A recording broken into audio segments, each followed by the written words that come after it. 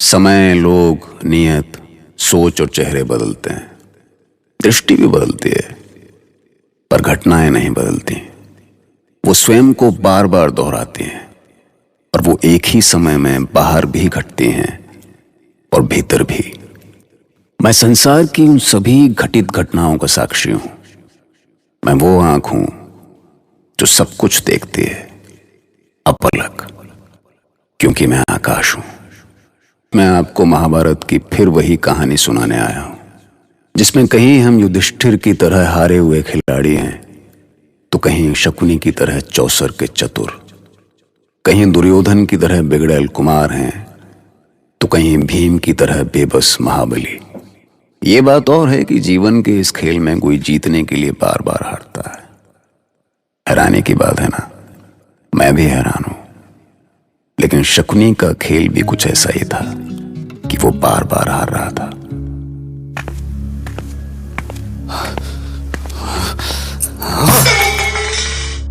आपकी बुद्धि तो भ्रष्ट नहीं हो गया ना मामा? हाँ?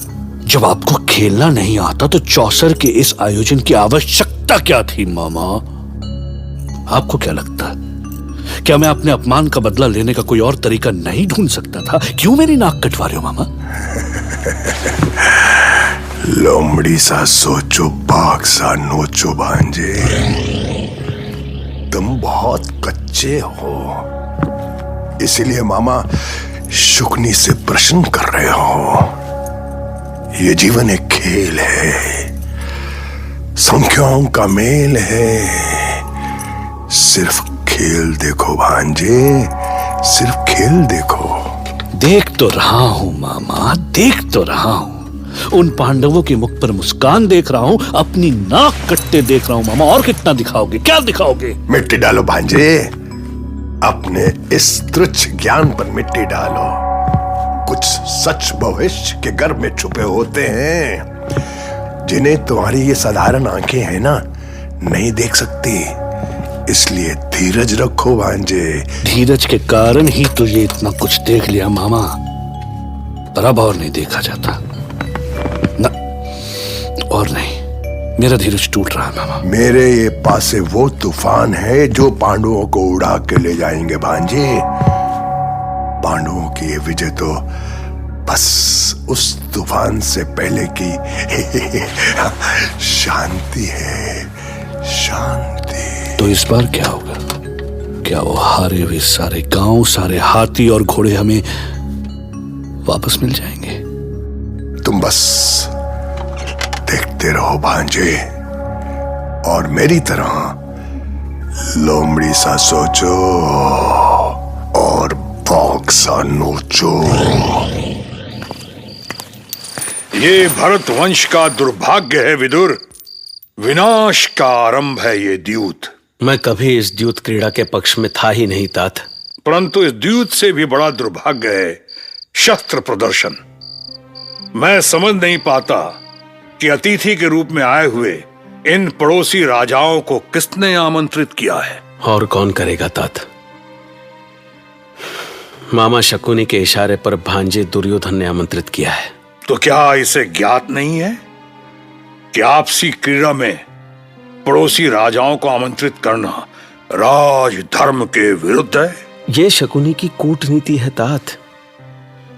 उसने सोचा होगा कि यदि कोई हस्तक्षेप करे तो बल प्रयोग किया जा सके।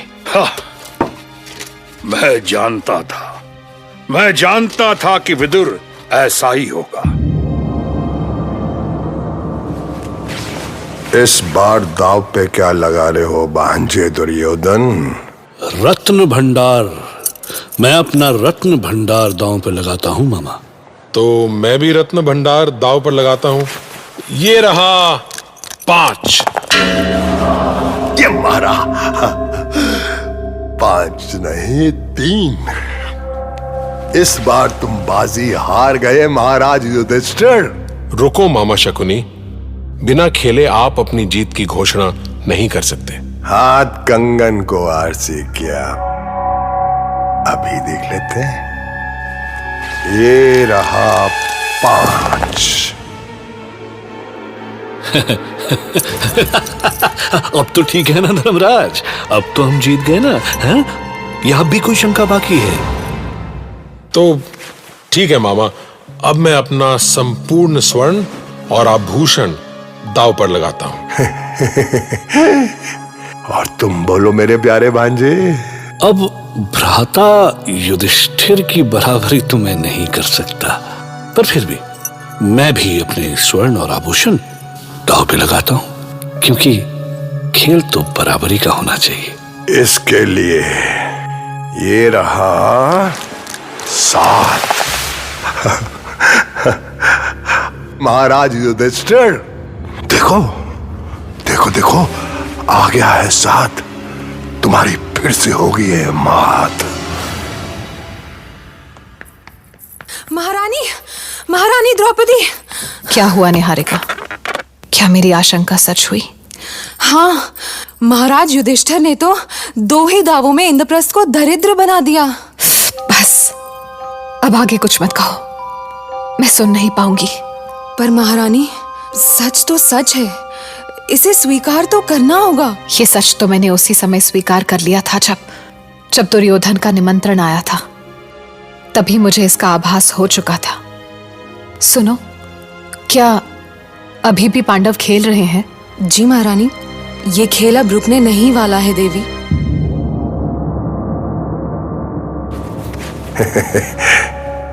युधिष्ठिर, और कुछ है दांव पे लगाने के लिए?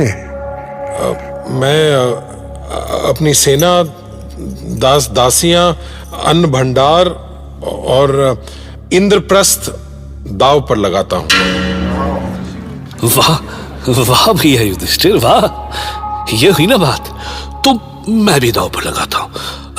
पासे फेंकी मामा, पासे फेंकी। चलो फेंका और समझो के जीता। 3। लो आ गया 3। भांजे तुम हुए धनवान और युधिष्ठिर हुआ दीन। वाह मामा, वाह।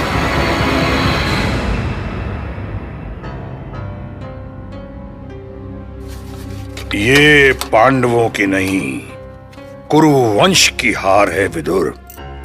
उस कुरुवंश की जिसे मैंने वट वृक्ष की तरह अपने रक्त से सींचा है, और मैं अपने जीते जी कुरुवंश की पराजय कभी नहीं देख सकता। तो रुकवाइए इस द्यूत को। यह द्यूत रुकवाया जा सकता है तात? नहीं विदुर, नहीं, अब कुछ नहीं हो सकता।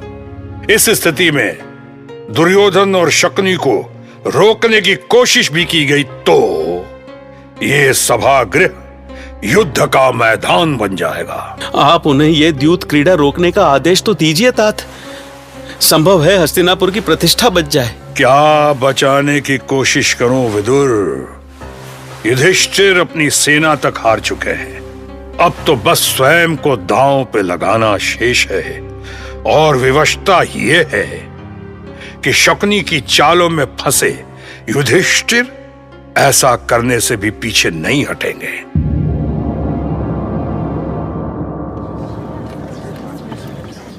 भैया, अब बंद कीजिए विनाशकारी खेल और चलिए यहां से। पर भीम, धर्मराज खेल छोड़कर जाएंगे कहां? चूहे की बिल में या द्रौपदी के दिल में? अब तो तुम्हारे पास इंद्रप्रस्थ तक नहीं है। जो कुछ तुम हार गए हो, वो सब कुछ वापस पाने के लिए एक ही रास्ता है। दांव लगाओ, लगाओ दांव, जो अभी भी शेष है उसे लगाओ। मामा सत्य कह रहे हैं बड़े भैया। विचार मत करो धर्मराज, सत्यानाश हो जाएगा। दांव लगाओ। आप सुन रहे हैं महाराज? कुरुवंश के लिए जितना मान सम्मान पितामह भीष्म ने अर्जित किया है, कुमार दुर्योधन उसे मिट्टी में मिला रहे हैं। मुझे दुख है विदुर कि मैं कुछ नहीं कर पा रहा हूं। आप महाराज हैं, हस्तिनापुर के सम्राट, और आप विवशता की बातें कर रहे हैं। आप देख नहीं सकते, पर क्या आपको सुनाई भी नहीं देता? क्या आपने कभी सोचा था कि दुर्योधन का द्वेष इस सीमा तक जाएगा कि वो पांडवों का मान सम्मान मिटाकर उन्हें अपना दास बनाना चाहेगा? नहीं विदुर, नहीं। मुझे नहीं लगता कि वो इतना कुछ करेगा। तुम नाहक भयभीत हो रहे हो। आप सच को झुठलाने की भूल कर रहे हैं महाराज। यदि आप हस्तिनापुर को विनाश से बचाना चाहते हैं तो इस द्यूत क्रीड़ा को अभी रोक दें। मेरी बात समझने का प्रयास करें महाराज। हस्तिनापुर सर्वनाश के सन्मुख खड़ा है। बस बस तात विदुर, बस।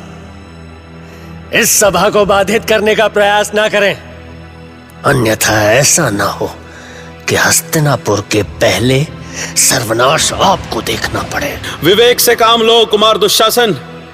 तुम्हें पता नहीं तुम क्या बोल रहे हो। मुझे अच्छी तरह पता है तात। मुझे समझाने का प्रयास ना करें। क्या आपको लगता है कि हम आपकी भावनाएं नहीं समझ रहे हैं? आप इन्हें कुछ बोलते क्यों नहीं महाराज? चुप रहिए तात विदुर, चुप रहिए, वरना मेरी तलवार आपके रक्त से अपनी प्यास बुझाएगी। इस सभा की मर्यादा भंग कर रहे हैं आप तात। शांत हो जाइए। शांत हो जाइए, सब लोग शांत हो जाइए। इन्हें जीतने का मौका भी तो देना चाहिए ना।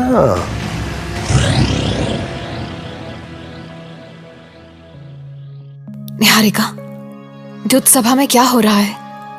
कोई सूचना? मैं तो इस स्थिति में वहां जा भी नहीं सकती।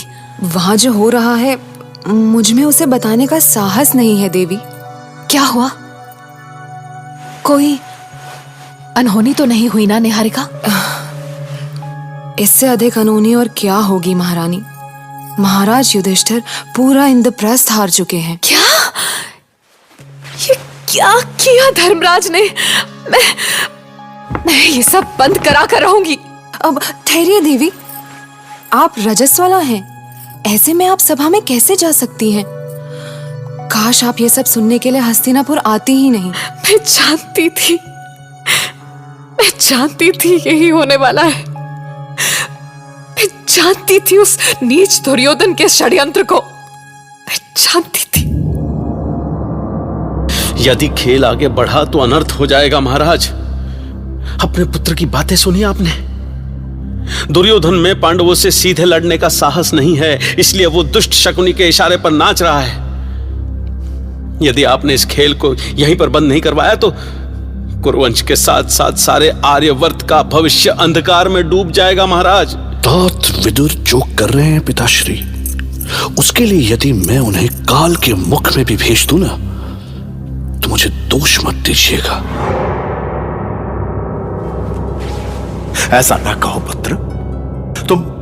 तुम नहीं जानते कि तुम्हारे तात विदुर सदा तुम्हारा हित चाहते हैं। मुझे मत समझाइए पिताश्री, कौन मेरा हित चाहता है कौन नहीं मैं सब जानता हूं। जैसे कर्म है इनके, इससे तो ये मेरे तात हो ही नहीं सकते, 100 जन्मों में भी नहीं।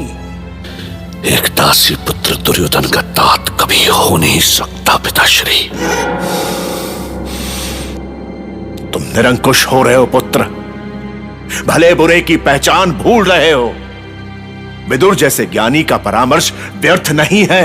मैं जो कुछ भी करूंगा पिताश्री इस दासी पुत्र की इच्छा से तो बिल्कुल नहीं करूंगा।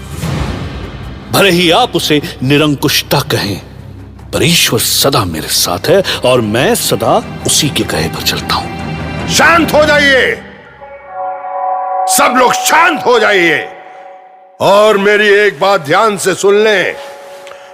धर्मराज युधिष्ठिर ने अपने अनुज नकुल को दांव पे लगाया है। यदि जीत गए उन्हें अपना स्वर्ण और अन्न भंडार वापस मिल जाएगा, और नहीं तो नकुल हमारे सेवक होंगे।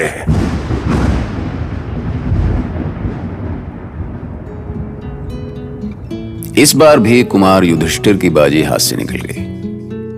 अब निकल गई, क्या करें।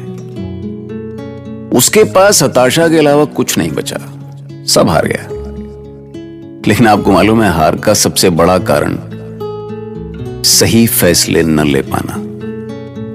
Risk is a part of every game, but shouldn't it be a calculative risk? नहीं, ऐसे सवाल आया मन में तो पूछ लिया।